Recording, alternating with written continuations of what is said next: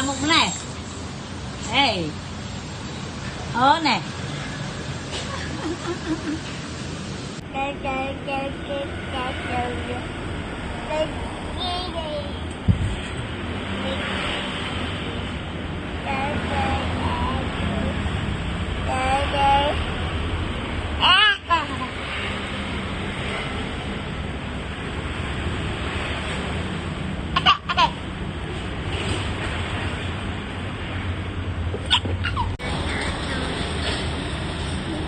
Cái gì nữa?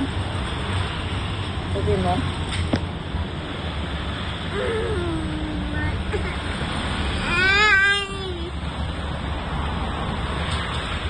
Thôi một tí thôi, nhon. Thôi mới cho mặt chuột nữa.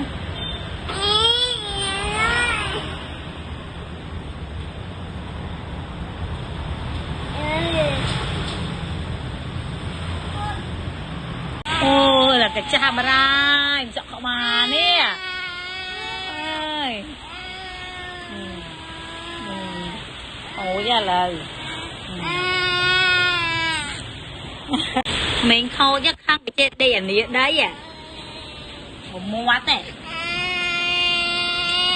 Khô chết anh ấy đây rồi khâu đây biết. Rồi. Khô chứ. Lấy chè và đua cứ luôn này là